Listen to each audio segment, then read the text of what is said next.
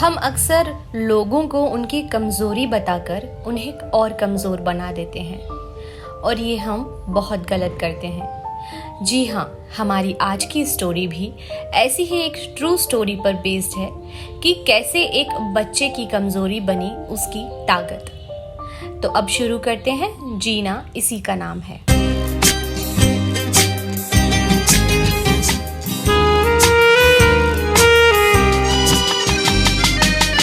घर घर जाकर बर्तन मांजकर अपना और बेटे का गुजारा करने वाली माँ को एक दिन बेटे ने टीचर का दिया हुआ एक पत्र थमाते हुए कहा, अध्यापक ने यह पत्र आपको देने के लिए कहा है। उन्होंने कहा है तुम इस पत्र को अपनी माँ को दे देना। उसकी माँ ने जैसे ही वह पत्र पढ़ा वह मन ही मन मुस्कुराने लगी। माँ को मुस्कुराता देख बेटे ने खुशी का कारण पूछा, जिस पर माँ ने बड़े प्यार से बेटे के सिर पर अपनी ममता का हाथ फेरते हुए कहा, बेटा, इसमें लिखा है कि आपका बेटा कक्षा में सबसे होशियार है और हमारे पास ऐसे अध्यापक ही नहीं हैं जो आपके बच्चे को पढ़ा सके। इसलिए आप इसका एडमिशन किसी और स्कूल में करवा दीजिए। लड़का यह सुनकर बहुत खुश हो गया और मन लगाकर पढ़ने लगा। माँ ने बेटे का एडमिशन दूसरे स्कूल में करवा दिया। उस बच्चे ने खूब मन लगाकर पढ़ाई की और आगे चलकर अपनी मेहनत के दम पर महान वैज्ञानिक अल्बर्ट आइंस्टीन बने।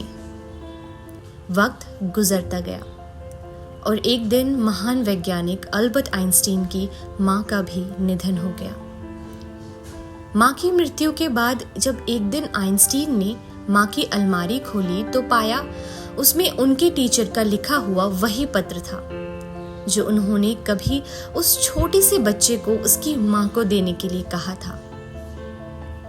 आइंस्टीन ने वह पत्र खोला और पढ़ने लगे।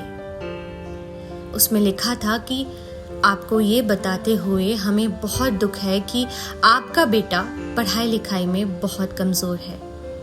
जिस तरह से इसकी उम्र बढ़ रही है उस तरह से इसकी बुद्धि का विकास नहीं हो पा रहा है, इसलिए हम इसे स्कूल से निकाल रहे हैं। आप इसका एडमिशन किसी दूसरे स्कूल में करवा दीजिए, नहीं तो घर में ही इसे पढ़ाइए। दोस्तों, आपने कई बार अखबारों में यह पढ़ा होगा कि किसी बच्चे के परीक्षा में कम अंक आए और उसने आत्महत्या कर ली, या फिर किसी को प्यार में धोखा मिला और वो अपने जीवन से निराश हो गया।